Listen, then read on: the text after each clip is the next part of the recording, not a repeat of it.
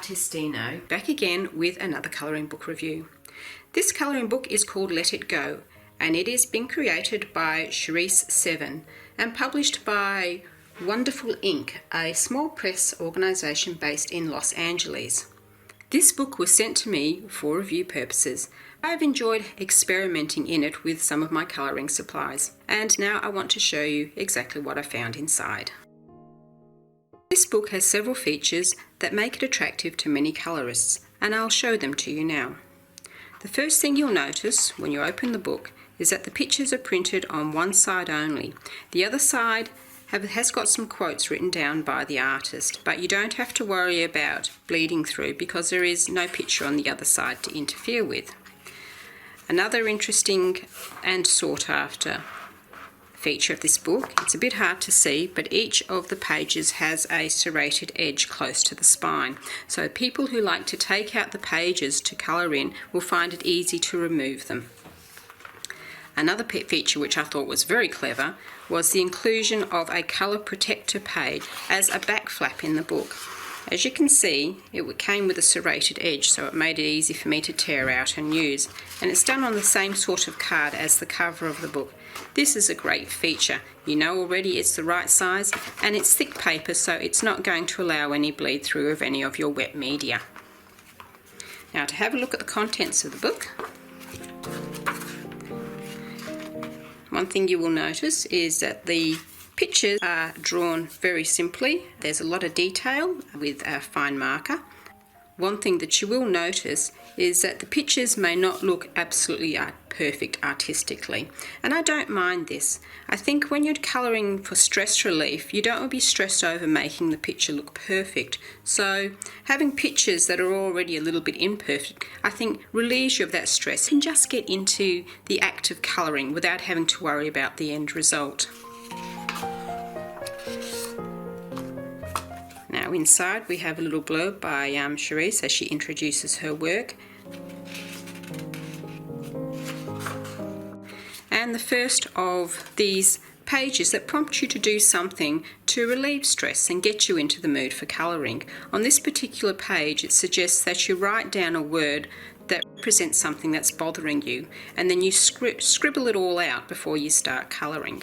I think this is something I've heard of before with using different methods to relieve stress, so it's kind of a nice feature. Now this first picture I'll show you, I've used several different media to see how they perform on this particular paper. The background was coloured in with Inktense pencils activated with water.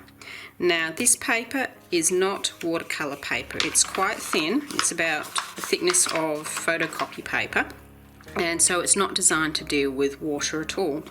But as you can see, I can get a fair amount of the Inktense pencils to dissolve. There's a little bit of residue Inktense pencil sitting in the paper, but that doesn't worry me, it gives it a bit of texture.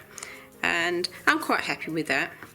It did wrinkle the paper, I can feel it's quite wrinkled, but it's flat enough that it's not going to worry me. If you turn over, you can see how wrinkled it is.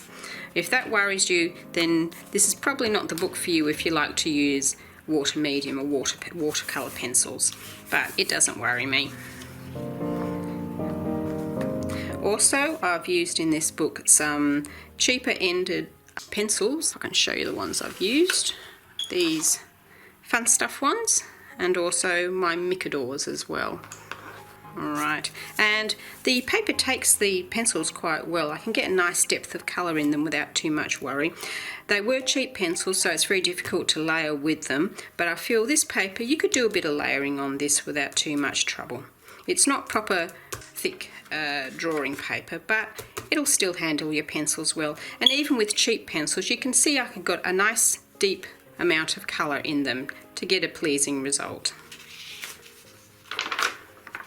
On this page I have used gel pens, and the gel pens went on perfectly well. There was no issues with them at all. Once again you can see there is some bleed through, so the paper is not suitable to have pictures on the other side, which just as well it doesn't. But actually applying the gel pens to the paper itself, there was no issues. there's a rather cute picture with elephants. Now this next page is an example of many of the alternate pages in here which aren't for colouring as much as doodling with pen. The idea being that you can do a sort of meditation type stress release. I find that this is useful for warming up your hand ready for colouring in. But it's also fun just to doodle. As I said, I've done the prompt here and continued this line.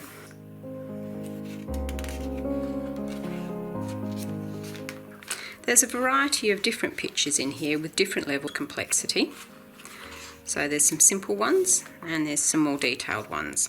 This one I've coloured in partially using markers to test how the paper reacts to markers. Now the markers I've used here are Tombows for the green. These are these nice brush tip markers. I've also used a couple of Copic markers. These are alcohol based markers. The Tombows are water based, and some cheaper Faber-Castell connector pens, these sort.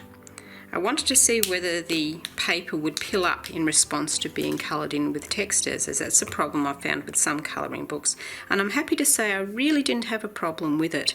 The Tombows went on well. The Copic markers, which is this orange piece here, I laid in 3 different colours of Copic markers to create a gradient, and I didn't have any problems with filling. And the yellow that you can see here is the connector pens, and that went down fine. Once again, it'll bleed through like crazy, particularly as you can see the Copic markers, but not a worry in this book, of course. Here's another doodling page. This one asking you to draw straight lines of varying lengths. Improves your concentration a bit, you know, and your hand-eye coordination.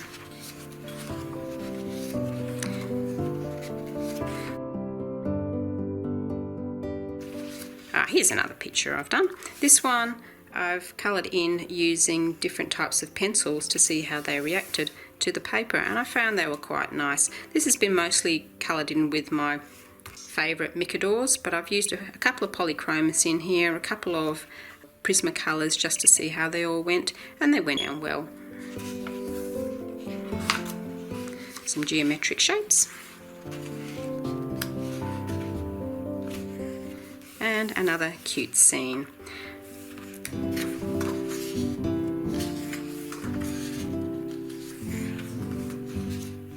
This page, I'm not quite sure why, but there's some fade out of the ink towards the end. It's the only page I've seen it in.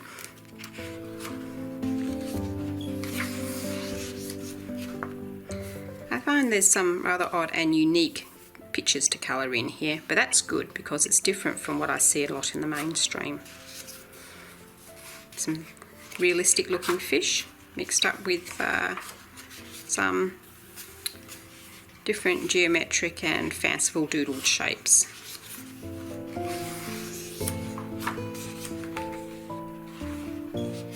Okay, here's another puzzle doodling where she asks you to repeat the same patterns and shapes. Again, really good for getting your hand into gear ready for colouring, I think. And also just to do it for the sake of doing it. It is nice just to sit and doodle sometimes. This one's quite complex.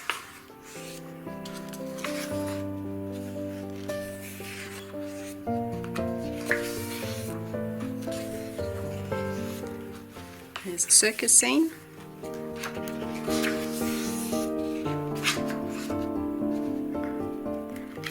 Oh, this is a cute exercise. She's asking you here to turn off the lights and just draw, or close your eyes actually is what she suggests, and draw and see what you come up with.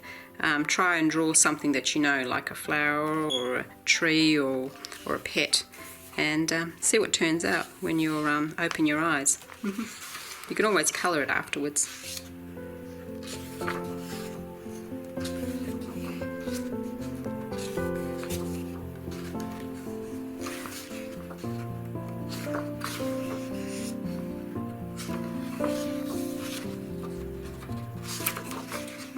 Okay, on this last page is another cool feature. She's actually provided you with a piece of paper there where you can experiment with mixing your colours and choosing your colours. It's a good way to see how your different art supplies will react on this paper before applying it to one of the pictures. And that's the end of the book. I hope you enjoyed this review, and until next time, happy colouring!